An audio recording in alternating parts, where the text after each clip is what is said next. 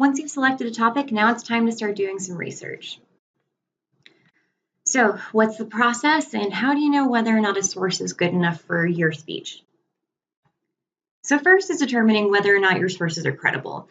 So what makes a credible source? Something that likely has been around a long time, something that might be peer reviewed so that it's reviewed by other members in the field.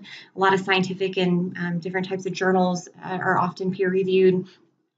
Things that we kind of trust and have trusted for a long time to provide reputable stories or to provide the facts. Research databases can help produce credible sources. Things that are not credible, The Onion, a joke. Hopefully you read The Onion because it's hilarious, but The Onion's not a credible source, obviously. But being able to recognize credible sources is kind of difficult sometimes. Also Wikipedia. A lot of people like to cite Wikipedia. Don't cite Wikipedia. It's useful for two things. The first, extra key terms about your topic, but the second, often they have a pile of sources at the very bottom if someone's done some due diligence, so you might be able to find some other resources that way. Otherwise, do not cite Wikipedia. It is not a credible source. When you start the research process, you first need a strategy. So you've decided on your thesis statement, and so you need to think about what is it that I need to look for. So are you looking for primary sources, the sources from that event? If you're doing something historical, usually your primary source, like a journal or diary entry or a newspaper from the time, would be a credible source and something interesting to use in your speech. But you got to figure out what it is that you want, because the internet is a vast, vast tool with lots and lots of information. And so if you know what you're looking for, that'll make things a little bit easier for you. Also, record things as you go. I can't count the number of times. I've also done it myself, but the students tell me, I can't remember where I got this from. So make sure you're documenting your resources. One of the ways to do that and to organize your stuff is to use Microsoft OneNote. So OneNote is a really great tool that allows you, once you paste a quote into OneNote to either paraphrase or put direct quotes around later, it'll automatically paste the website link too. And it's something that you never have to save, it saves automatically. So OneNote's a really great and useful tool. You also want to think about making sure you know what is quoted, what is paraphrased. So as soon as you pull something from the internet or from a book, you type it up, do the citation right then and there. It's also good to make sure you already have a references section ready to go in your outline or in a separate document, but making sure that you have those references as you go is really important, because you'll be kind of kicking yourself in the butt later if you end up not recording something that needs to be recorded. You also have to think about, is this good information? So when did it happen? If you're reading an article about a current crisis in the Middle East, for example, if you're reading an article that's 3 years old, probably not as useful for you.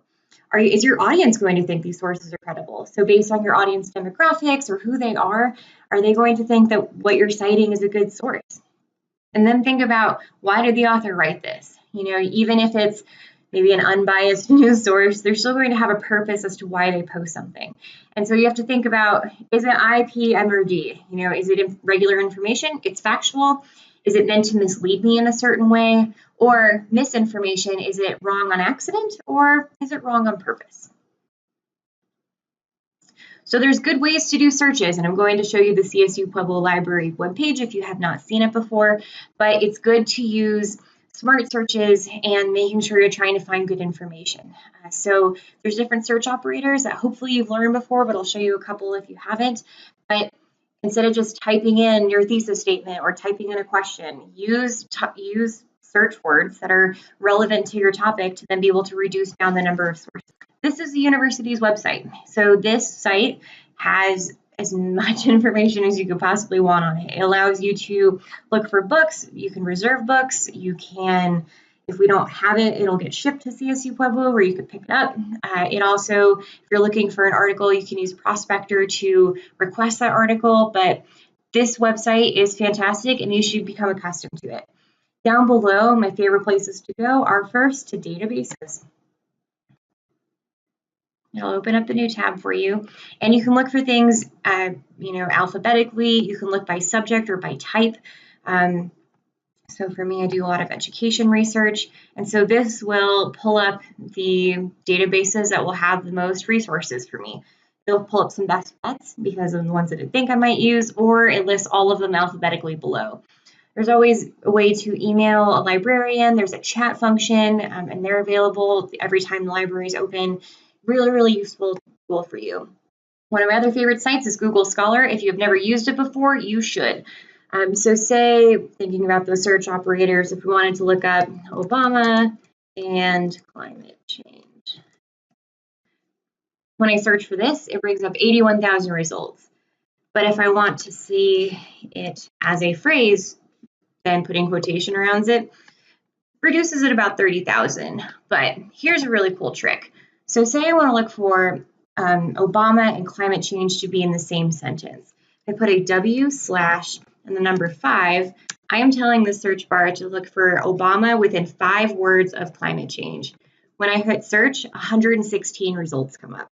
So that's a way for you to reduce the number of sources that you have to mull through to find the thing that you're looking for. Again, citing sources, very important. It tells the audience that you're citing words that aren't your own, so giving credit where credit's due and not plagiarizing. But because it's an oral presentation, I'm the only one that sees your outline, so your audience has to know about your sources too. So make sure that you tell us who the author is, maybe what type of source, if that matters, but also the most important part is the date. So bare minimum author and date, but if you want to talk about the title of your source, you're welcome to do that as well.